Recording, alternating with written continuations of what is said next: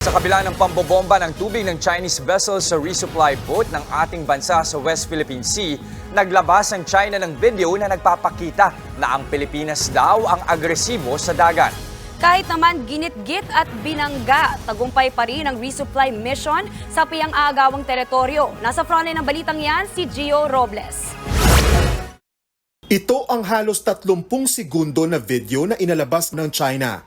Wala itong audio at kuha mula sa kanilang barko. Makikita rito ang resupply boat ng Pilipinas na palapit sa barko ng China na nagbubuga ng tubig. Maya-maya, bumangga ang ating bangka sa barko ng China.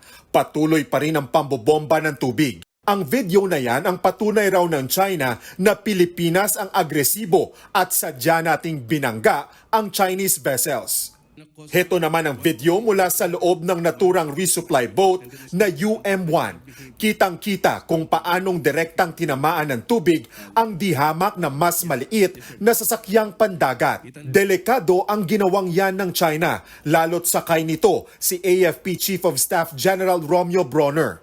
Kung ang Chinese Embassy iisang maikling video pa lang ang nilabas, ang Pilipinas maraming ebidensya. Mismong News 5 nga na tanging medyang sakay nitong linggo ng BRP Cabra na tunghayan ko kung paanong bombahin ng tubig ang barko ng Pilipinas. Winotter cannon ng China Coast Guard ship na may bow number 21555 ang isa sa mga barkong escort ng resupply boat na Uniza May 1 at ML Kalayaan. Habang binobomba ng tubig ang BRP Cabra, kita rin sa aerial shot kung paanong cornerin ng isa pang malaking Chinese militia vessel ang ating barko. Sa tindi ng water cannon, tinamaan ng tubig ang radar ng BRP Cabra. Pati watawat ng Pilipinas napuni.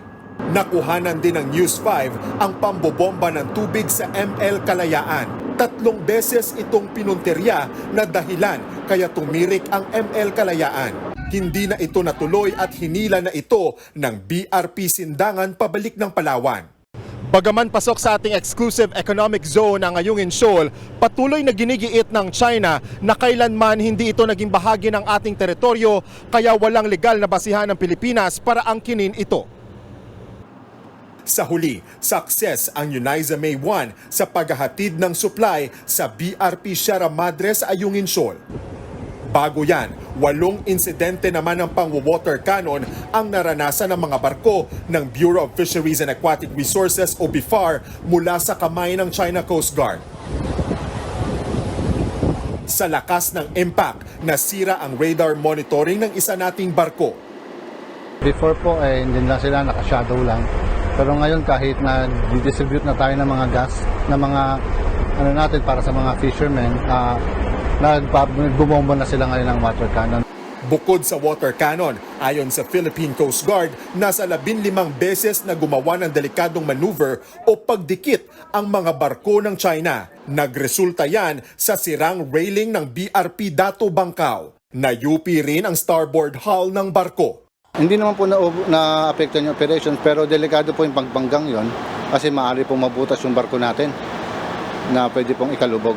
Bago ang insidente, nakita ng Philippine Coast Guard ang mga bagong floating barrier na ito na nakahilera sa entrada ng Scarborough Shoal. Pero sa huli, success din ang misyon ng Pilipinas. Nasa 40 bangka ang nakargahan ng diesel at 70 Noche Buena packages ang naipamahagi ng ahensya. Giniit naman ng Philippine Coast Guard, wala silang planong gayahin ang anilay barbaric attacks ng China. Need to go down to the level of the Chinese Coast Guard using their water cannon to use it as an offensive weapon and damaging the other vessels. Sa pahayag ni Pangulong Bongbong Marcos, sinabi niyang ang pangharas na ito ay nagpatindi lang sa determinasyon ng Pilipinas na protektahan ang ating soberanya at teritoryo sa West Philippine Sea. Tanging Pilipinas din anya ang may karapatan at legal na basihan na mag-operate sa teritoryo. Nagbabalita mula sa Frontline, Gio Robles, News 5. Mga kapatid, Lucy Cruz Valdez po, maging maalam at may pakialam sa mga napapanahong balita sa bansa. Tumutok at mag-subscribe sa News 5 social media pages.